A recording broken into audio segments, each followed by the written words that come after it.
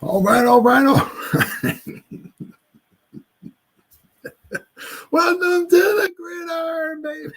If you give this video a thumbs up and maybe share this video, that would be absolutely freaking awesome. If you're subscribed to my channel, thank you, thank you, thank you. If you're not, please go down below, hit the subscribe button, hit that bell icon. That way, next time I go live or if I put a video out, you'll be notified. And it's free of charge, baby. What do you got to lose, right? And also in the description box below, the very top, I'll link in the description box. It takes you to my membership page. If you want to help support my channel out, it would mean so much to me. I have 3 different membership levels. Each one has their own little perks to them. So once again, if you want to help support my channel, it would mean so much to me. And I thank you in advance. Also, just a little ways down in the description box, there's an additional link. It takes you to my Facebook group. It's called the New York Giants Graham.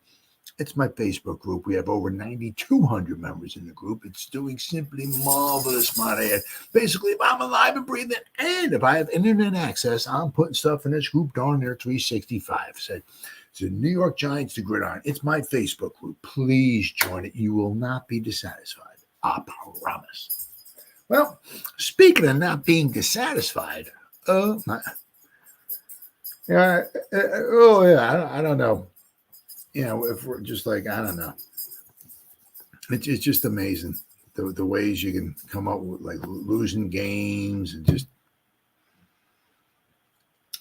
unbelievable.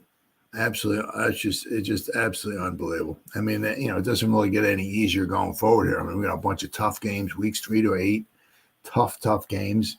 We come out of after week 8, we got Carolina. I think we got the Commanders again. So, but I mean, this was not something we could afford. I mean, really, hey, it's still 15 games left to go. Anything's possible, right? But really did not want to start off 0-2. I mean, if you have any type of playoff aspirations, I mean, I think I did last night the video. I think it was. Come in, buddy. Come on. Let me move the chair for my buddy Mandy. Hold on, buddy. Well, look at you. All right, here we go, pal. All right, Mandy's here. We can continue. Good boy. I think you have 11% chance of making the playoffs. I don't remember how far that went back. It wasn't until the merger, I don't think it was. But you don't have a very good chance if you start the season 0-2 and making the playoffs. And the way the Giants are just, it's just, obviously there was, hard to believe there was even some good week 1 against Minnesota. I mean, there was certainly some bright spots here.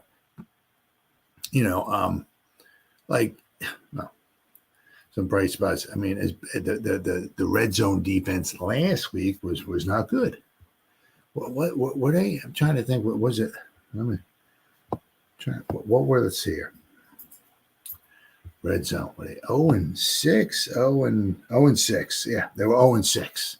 So, so if you put the two together, like what Minnesota had last week, and the 0-6 that the Commanders had today, now the red zone defense is looking pretty good, right? I mean, I guess 3 out of 9.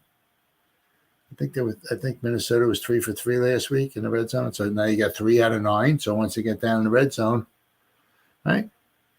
Now we're 33%. Pretty good. But I mean, the run defense, I mean, that was the one thing with with the Bowen defense is that, you expect the run defense, and it's just as bad as it was with Winks. I mean, just trash. I mean, a lot of it also, don't get me wrong, Daniels was running. He did a lot of running.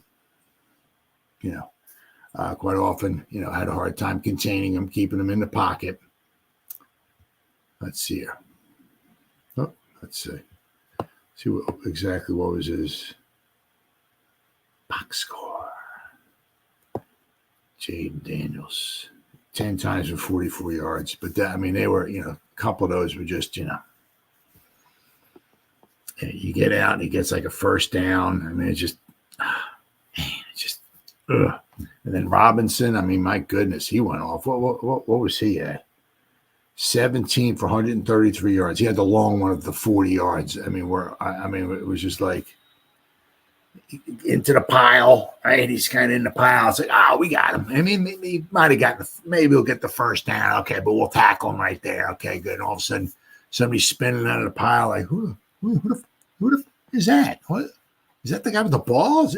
Why is it? What? I mean, thankfully, he's not the fleet of foot. I think it was Pinnock caught him from behind, or else that would have been a touchdown, right? But I mean, oh my goodness, the run defense is just horrible.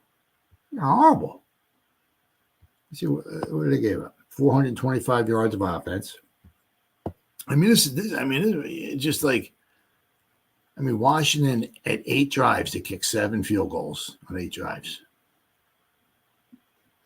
The Giants had 7 drives. I mean, 15 drives in the game combined. It's like, wow. I mean, let's see. What they got 215 yards rushing, 35. They ran the ball 35 times, 6.1 yards a carry. 6 yards a carry. I mean, man, I was trying to rub my eyes. Is Wink on the sideline? We got his play. Is his defense? Did he fly in from the game from Michigan, and is he on the sideline calling plays there? I mean, it's like one nice thing that, even a game like this, there's still some good stuff. The Giants, because they were able to stay in the game. Hey, they even had a lead, right? Of course, it didn't last very long, but you were able to stay in the game. You're tied, a little bit of a lead. You're down by 3 points, whatever. The option of the running game, right, is there. And it wasn't like Daniel Jones was really taking over. Singletary, 16 carries for 95 yards. Very, very nice. 5.9 yards a carry. Daniel Jones, 6.4. Tracy had the 1 carry for 2 yards, but so we ran the ball 22 times. Still would like that, like a little bit more than that. But, I mean, Giants only had 50 plays, right? We had 28 passes and 22 carry. Well, not 50, but let's see. Total plays, 51. We had 51 because we had the 1 sack, right? But 304 yards of offense. It's like, just not going to get it done with 300 yards of offense. But as I said, I like the, we had 22 rushes for 129 yards. Daniel Jones was 16 out of 28. Now, once again, it's always, the theory of relativity, right? Right? What's going on there? Mark goes out to the fans right now. Shane needs to answer to the kicker. I mean, he's going in with like a groin injury. Now, apparently it's a hamstring injury. But there was one of his articles that I read said that a doctor said that, it's like if you got, I don't know, whatever, you got say you got an ankle injury or something like that, and you're hobbling on the ankle, right? Well, you're you're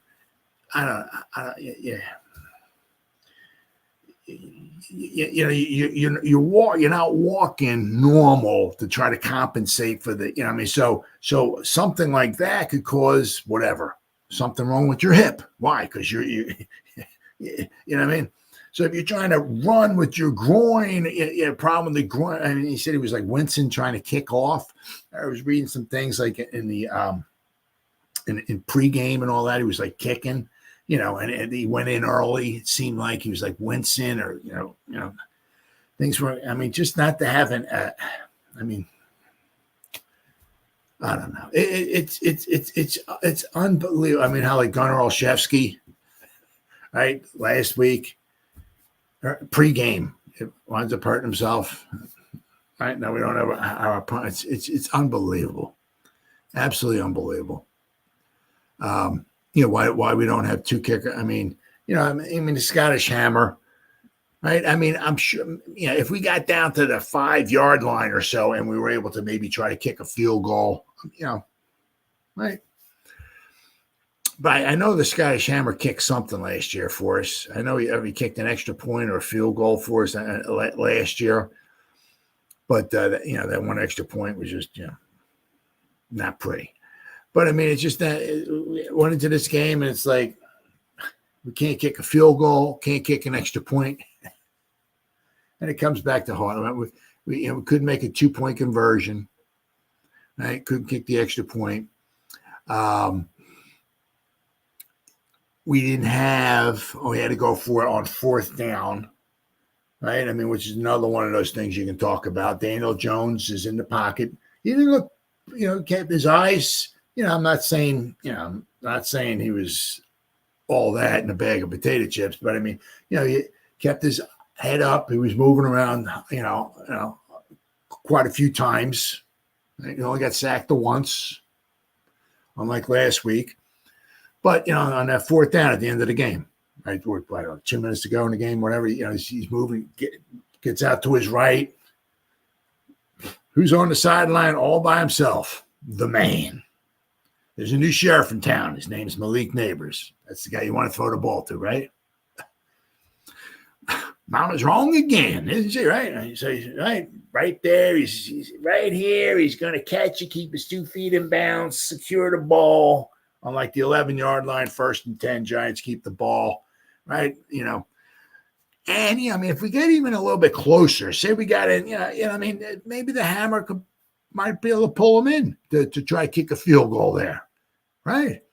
Right, we run a few plays, maybe knock the clock down a little bit, maybe, or whatever the case might wind up being. You may, if we don't score a touchdown, you bring the Hammer in, maybe you can kick a field goal, right? Maybe we win, but he drops the ball. It's like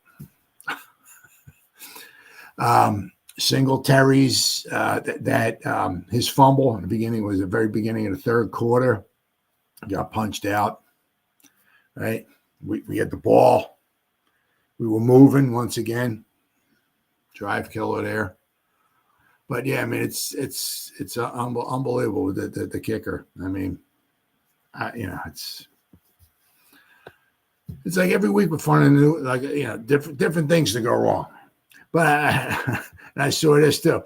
Well, the Giants, they set a record, but they also tied a record. They're the 2nd team in history, but they're also the 1st team in history to do this. Giants are the 2nd team in NFL history to score 3 touchdowns, allow no touchdowns, and lose. They're the 2nd team, but they're actually they're the 1st team in regulation to have that happen. They got this. It happened before, but the game went to overtime. So the Giants are the 1st team in NFL history to lose in regulation.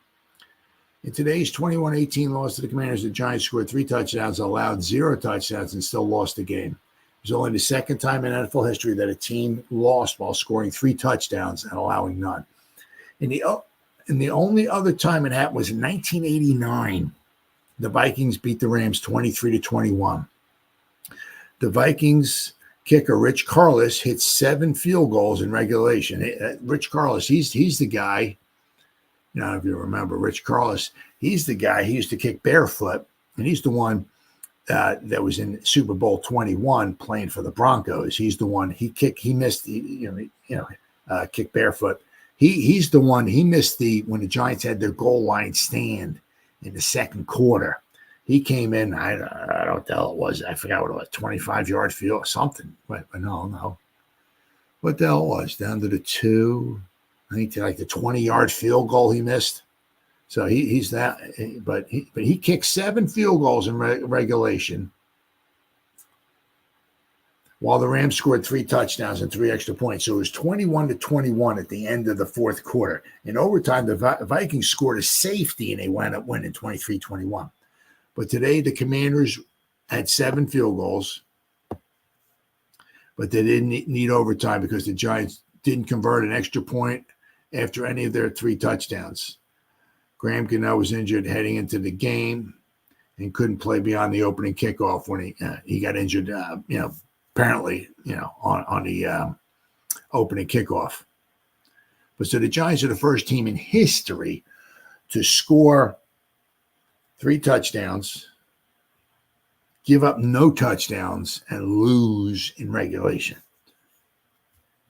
We couldn't kick nothing. So Gano was injured before with his groin, but then I guess he did his hamstring. I guess was on the opening kickoff. So I don't know if we're going to bring elevate the guy that we have from Rutgers on the practice squad, the international guy, or we're going to just. I'm sure we're going to be bringing in kickers this week to try, because I mean he's got a hamstring and a groin. I mean, his season could be over. Don't know. I'll have to wait and see. But Giants just seem to be finding a new way to lose games here. Daboll, after the game, Daboll said he was not a doctor who entered Sunday's game with a groin injury, injured his hamstring trying to make a touchdown-saving tackle on the first play of the game, and the decision to not have an insurance policy available cost the Giants at least 3 and maybe 6 points. Oh, yeah, absolutely. Because you figure at the end of the game, when it was like 2 minutes to go, and we got it down, around the 15-yard line or so, whatever. If we had a field goal kicker, it's a 15-yard line, back, say, 8 yards. It was be a 33-yard field goal. Most kickers can make that, and we put the Giants up by 3. Now, of course, the way things have been going, Washington walk right down the field and kick a field goal, but we could have kicked the field goal. If we had an insurance policy kicker, maybe the Scottish Hammer's not out there trying to kick an extra point after our first touchdown, and then we were chasing the points, but we kept going for 2. I don't know if he was trying to chase the points, or he's like, well, Scottish Hammer missed the 1 extra point, he'll probably miss the next extra point, so let's go for 2 again. So, but if we had another kicker who could kick, maybe he kicked the 1 extra point, but I don't know. Or if we kicked all 3 extra points, right, and then you kick that field goal. I mean, I said if we kicked all 3 extra points, we'd have 21 points, right? And if we kicked the field goal at the end of the game, now we got 24. So that was 24-18. The Commanders would be forced to score a touchdown to win, not kick another field goal. So, but Daboll said, we thought Graham would be okay. He didn't hurt his groin. He hurt his hamstring. Now, this is where like a doctor comes in at here. And then it says in this article, sure, but isn't there not a situation where favoring a groin can lead to a hamstring injury? Then Daboll said, I'm not a doctor. So what does an actual doctor think? A groin and hamstring are distinctly different, said Dr. David Chow, a former Chargers head physician who now runs Sports Injury Center.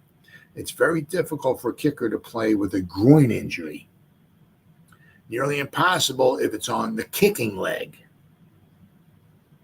But there's no question that injuries beget other injuries, and you are more likely to be injured.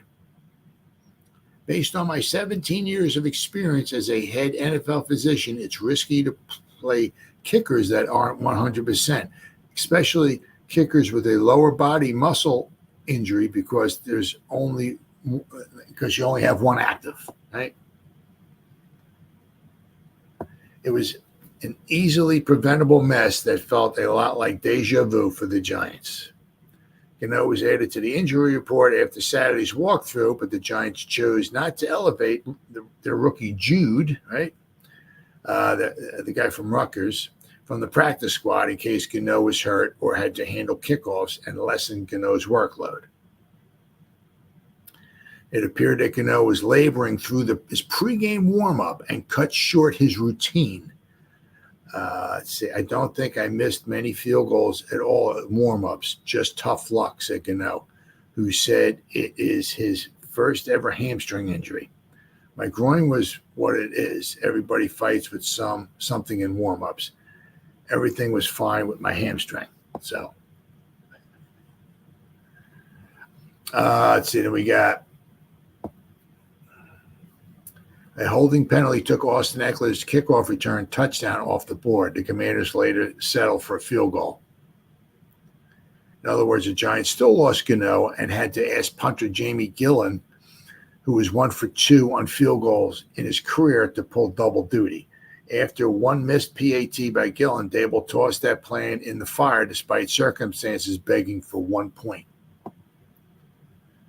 Giants tried and failed on 2-point conversions twice. Giants could have made it a 2-score game with 11:35 remaining, but by converting a PAT, but Daniel Jones' incompletion to Darius Slayton left the door open. Yep. Gillan then had a short kickoff landing zone violation that gifted a drive starting at the 40-yard line, which led to the game-tying field goal. Oh, my God. I like the play we had, Daboll said. I felt comfortable with what we did. Biggest of all, the Giants had to go for a 4th and 3 right before the 2-minute warning instead of attempting a 40-yard tie-breaking field goal. Malik dropped the pass at the end of the drive. It was just like one after the other. It was absolutely, it's just, yeah. Let's see. I saw this. SI, Patty Trainer. She kind of grades the offense and defense, special teams, and the coaching. The Giants offense, and yes, that includes quarterback Daniel Jones, was better this week. That's the good news. The even better news is that rookie receiver Malik Nabers continues to prove he's the real deal, and that the offensive line delivered a much better performance in pass protection and run blocking. That said, not having a functional kicker put undue strain on an offense which was forced to play the game in 4-down territory, and it wasn't always pretty. Nabers, who probably would have been a candidate for NFL Offensive Player of the Week honors, caught 10 of his 18 passes for 127 yards and 1 touchdown. I also saw, now I don't know if this is true or not, but Nabers, as I said, I see a lot of stuff in Facebook groups and all. He's the youngest player to have 10 receptions for 100 yards and a touchdown in a game. So whether that's true or not, I don't know. But the thing is that, it is what you need to do against and not a good team against, because they did not have, Forbes was injured, like their best cornerback, right? They do not have a dynamic pass rush. Cleveland Farrell got the sack. He got their only sack. So basically, I think the Commanders in 2 games have 2 sacks. They don't have a dynamic pass rush, right? So they were able to protect Daniel Jones rather well. I mean, he had time, quite a bit. I've seen him, moving around in the pocket, moving up, 2 hands on the ball, moving around, right? So, that is what you want. If you have a weaker opponent, you want to be able to take advantage of that. And they did. They didn't maybe necessarily light up the airwaves, because the secondary is not that great. But Malik Nabers, the outstanding player that he is, he took advantage of a weak secondary, and holding 10 passes for well over 100 yards and a touchdown. So cool. That's just what might have been if he could have caught that pass at the end. I mean, it wasn't like he had to reach out with one hand, and it wasn't, it was like right there, right at the chat. I mean,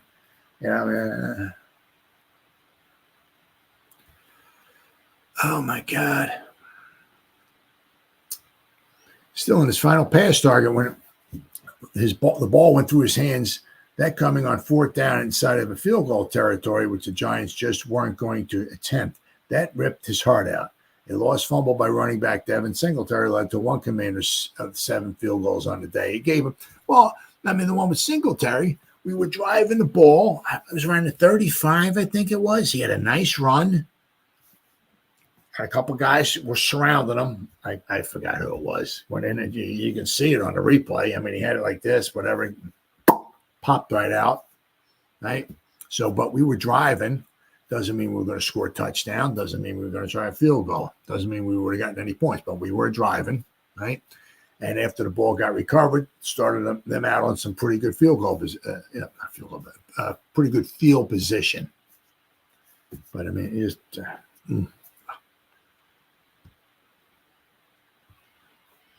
getting back to Jones, he was much better, good enough to where to talk about him needing to be benched is likely going to be on hold until at least week 5.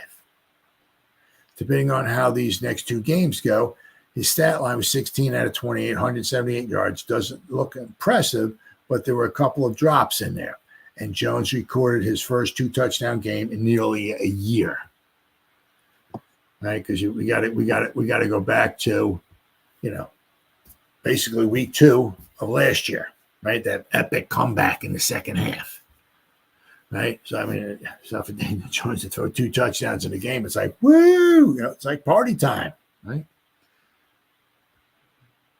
The defense. Oh, my God. First, the good news. The red zone defense was stellar, holding the Commanders to field goals on 6 trips. Rookie Andrew Phillips had a strong game 2 weeks into the season. The surprise pick in this year's draft has made us a believer. I'm very, very stoked that we got him. And we had 5 sacks, right? But the thing is a lot of the sacks came on pressure, right? After 2 games now, we got 28, 29, 30, 50, close to 60 million between Kayvon. Not what they're being this year. Right, because their cap hit this year isn't that, but Kayvon's making like around 8, somewhere around there a year. Burnsy's around like 28 a year. Sexy's like 22, 23 a year, something like that. So you add that together, you're getting $55 to $60 million. Okay, a year. So it was 50, 17, 34. So we're paying like well over $3 million a game for those 3 guys. They have 1 sack.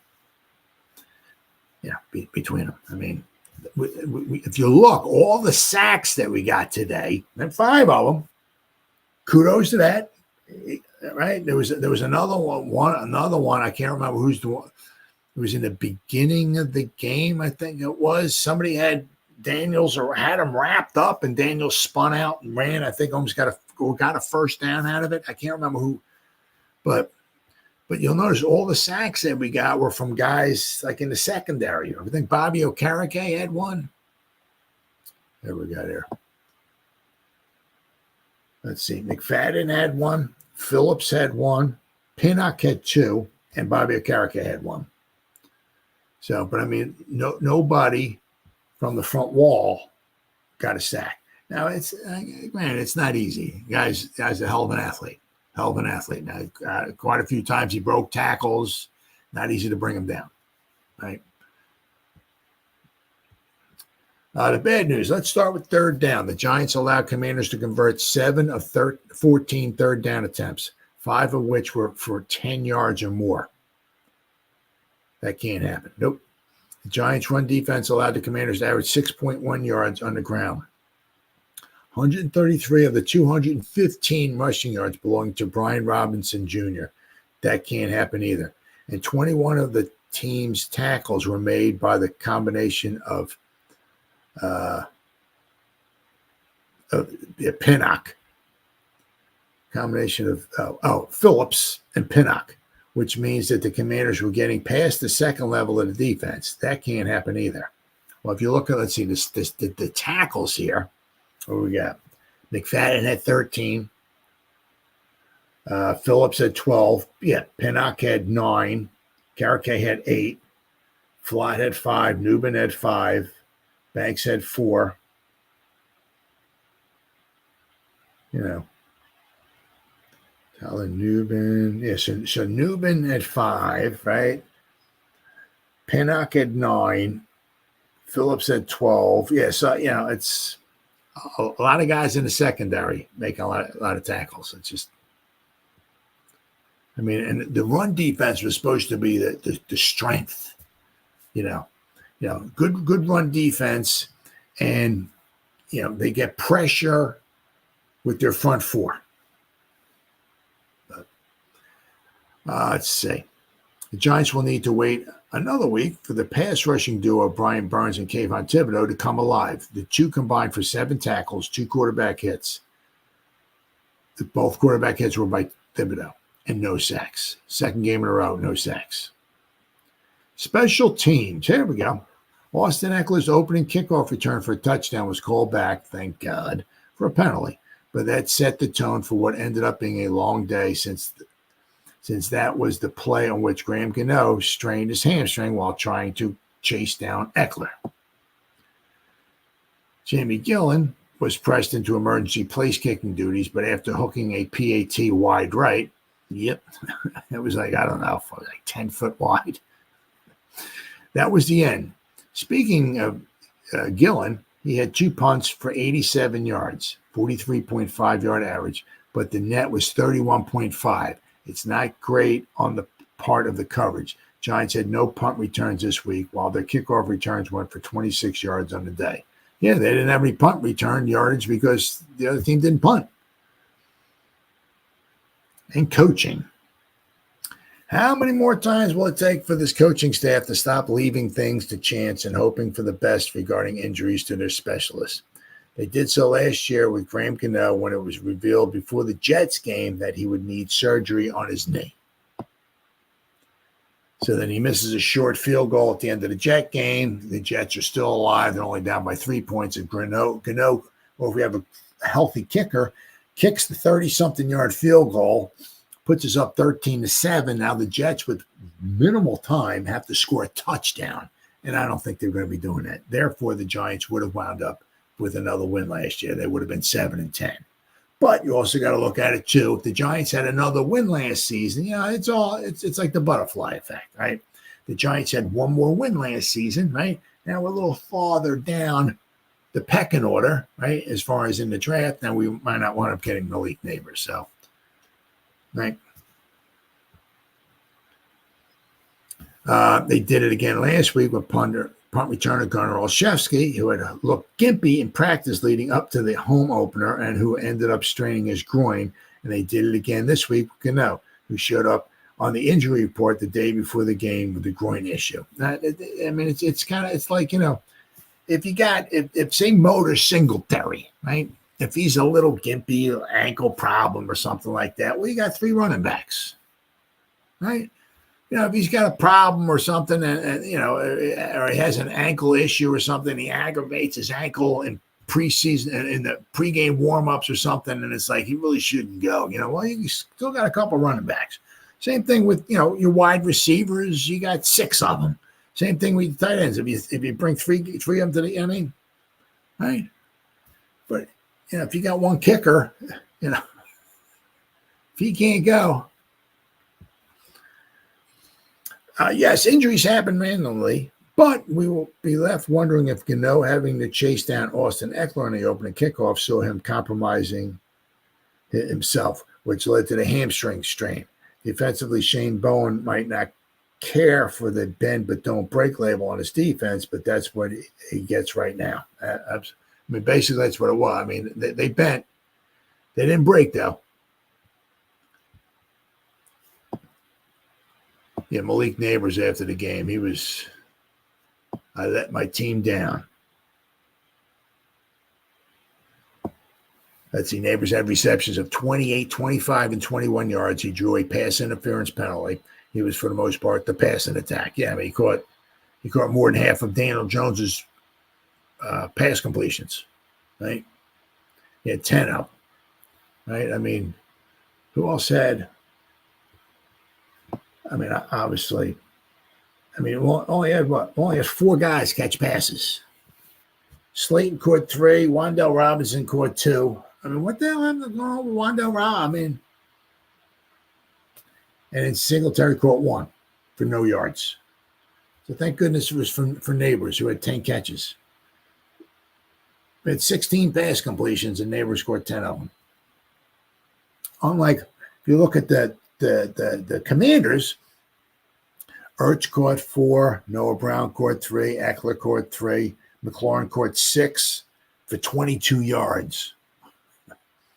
Brown caught 2. Another guy caught 3. Bates caught 1. Brian Robinson Jr. caught 1. So 1, 2, 3, 4, 5, 6. They had 8 different guys catch passes. I mean, that's what you want, but we had 4 guys catch balls. I mean, do you hear any tight ends catching passes? It's like,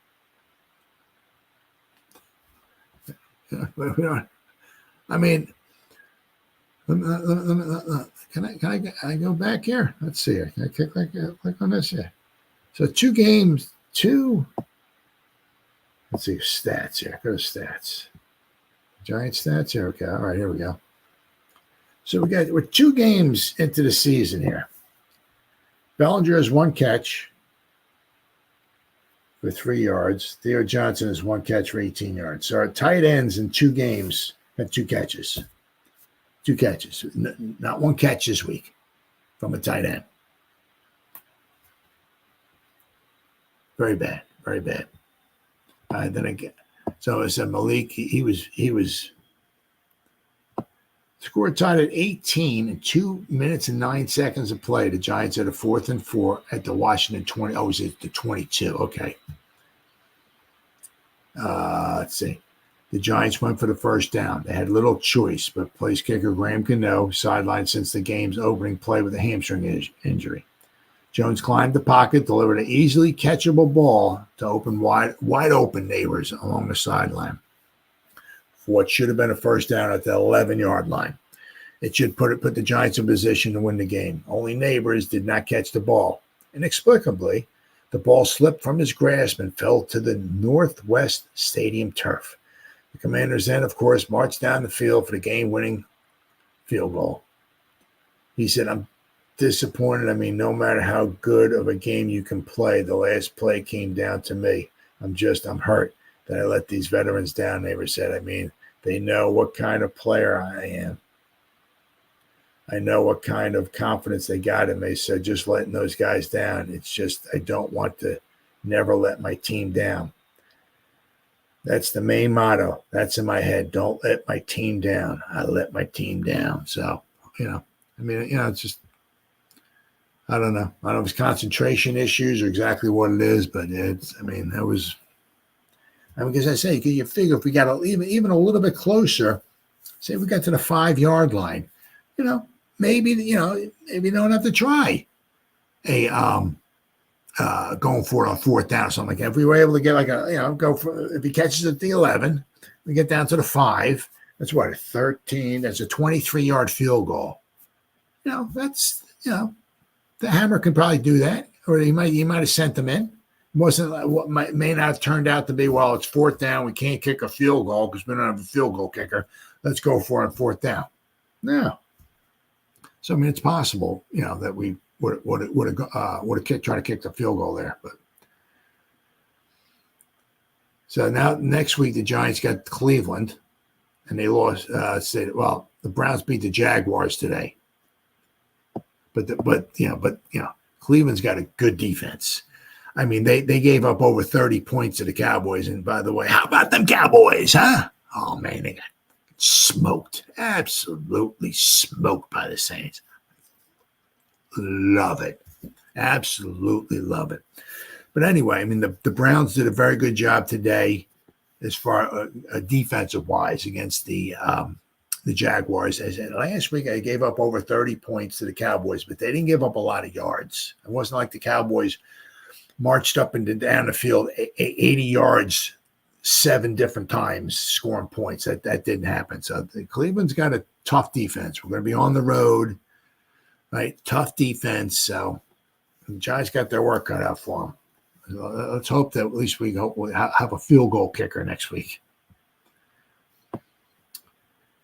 Thanks to a long Washington drive, Daniel Jones and the Giants did not touch the ball until 5:24 left in the first quarter. Yeah, it was unbelievable. But a good thing came after the wait. Running back Devin Singletary scored his first touchdown as a Giant, and the team's first touchdown of the season on a 7-yard run on the opening drive. It was kept alive by the 28-yard catch and run on 3rd down by Malik Nabers. who led all NFL rookies with 66 receiving yards in week 1. Now, it could be the same thing. He might lead all, I don't know. He might have led all NFL rookie wide receivers this week, too, with 127 yards. 86 of his yards were after the catch. Perhaps his biggest play came on a 25-yard catch and run on 3rd and 9 from the Giants' 47 with 4:37 left in the tie game. However, the drive ended without points. On 4th and 4 at the Commanders' 20 and playing without their kicker, the offense was kept on the field and Nabers was unable to corral a pass as he fell to the sideline.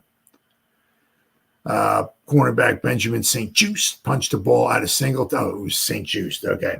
Out of Singletary's hand in the opening drive of the second half. Jeremy Chin recovered for the Commanders, who turned it into a field goal and tied the game at 12-12 at the time.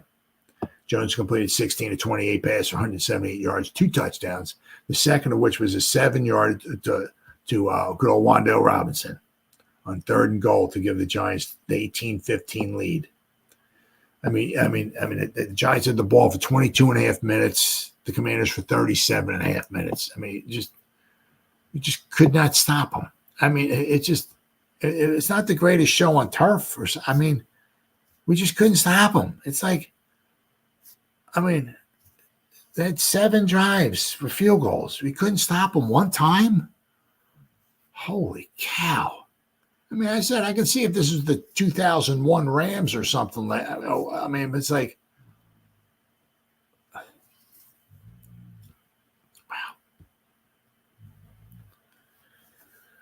overall, the Giants sacked Daniels 5 times. As mentioned before, Phillips got 1, McFadden got 1, Pinnock got 2 of them, and Okereke got 1. The defense finished the day with 10 tackles for loss and 7 quarterback hits. But the thing was, is that, as I said, the big guys up front who were dependent upon to get some type of a pass rush, 2 games, they got 1 sack. Washington, which gained 215 yards on 35 carries, had scoring drives of 16, 10, 14, 9 plays 3 times, and 8 plays, and amounted to just 21 points on 7 field goals. Let's see. The one good thing is that was Shane Bowen's defense is holding up in the red zone, which the Giants did on Sunday. Washington was held out of the end zone on its 6 trips inside the 20-yard line. So you gotta like that. Let's see. A week after Sam Darnold completed his first 12 passes against the Giants, Daniels was good on his first 10 attempts for 71 yards. Nick McLeod with his knee and rookie inside linebacker Darius Muasau had a knee, were both ruled out. Let's see. Special teams. The Giants on Saturday added kicker Graham Gano to the injury report with no game status, meaning he would kick against Washington. At least that was the plan. Austin Eckler returned the opening kickoff for what appeared to be a touchdown, but it was called back and reduced to a 35-yarder due to a holding penalty. But it came with a cost. Gano injured his hamstring on a play and was immediately ruled doubtful to return. Jamie Gillen assumed Gano's kicking duties and missed wide right on his first extra point attempt. The Giants attempted 2 two-point conversion attempts, but were unsuccessful. Wide receiver return specialist Gunnar Olszewski, who aggravated a groin in the pregame warm-ups last week, was ruled out on the final injury report of the week and eventually replaced on injury reserve. Let's see. Knowing that could be a possibility, the Giants on Monday signed return specialist Emir Smith-Marset, 5th-round draft choice from Minnesota in 2021. So we'll have to wait and see what the Giants wind up doing. As far as we can know, I'm sure they're going to wind up bringing in some guys this week, to compete. Because now if Gano's got a groin and a hamstring, hamstrings could be obviously weeks. So you have no idea what's going to happen. So unfortunately, his season might be over. Well, Hopefully not, but the Giants are certainly going to bring some guys in. That is absolutely for sure. So, unfortunately, let's say the Giants here. I know we got Giants. There we go. I know we got the Browns next week, and then we got the Cowboys. Let's see, Browns and Cowboys. Then we got the Seahawks on the road in Seattle. Then we got to play the Bengals. Now, they lost a tough one to Mr. Mahomes out in Kansas City. So they lost a tough one there. Then we got to play the Eagles. Then we got to play the Steelers. Right? The Steelers don't score a lot of points, but they got a very good defense. Very, very good defense. Then we got to play the Commanders and the Panthers. So, but I mean, weeks 3 to 8, got a tough stretch. Very tough stretch. I mean, we started 0-2 with. I mean, you got to give some credit to Minnesota. I mean, they came in and whooped our butts, but they kind of backed it up. I mean, once again, it's a long season. But, I mean, they backed it up today. They beat the 49ers at home. So, right? So, the Minnesota's 2-0. But, I mean, I said, if the Giants started 0-2, the next, we'll get 6 games. I don't know. Maybe if we're lucky, we'll win 2 of them. I mean, so I mean, out of those next, well, any given Sunday, maybe one of these Sundays, the Giants will actually have a stroke of luck. So we'll have to wait and see. Now, the Browns, as I said, their defense is very, very tough, but their offense has not really been super spectacular so far this season. So maybe with some luck, maybe the Giants can pull this one out. But just another unbelievable. It's like, yeah, it really is. It's tough to talk about. It's tough to stomach. It's just tough to watch. It's like another week, another loss, another set of circumstances. Yeah, I mean, as I said, you could see if whatever. If we had a third string quarterback in there and all the other guys were hurt, or if our offensive line was totally decimated or something, but it's like just different stuff, dropping passes. We don't have a kicker. Can't stop the run. I mean, even when our red zone defense is good, they get down there 6 times and they kick all. It's just tough. Very, very tough. All right, guys, been 47 minutes. Whoever spent any time listening to me live, thank you. Or if anybody's going to spend any time watching a replay this, once again, thank you so much from the bottom of my heart. It means the world to me. As always, you guys stay safe out there and go Giants. Woo! Oh, yeah.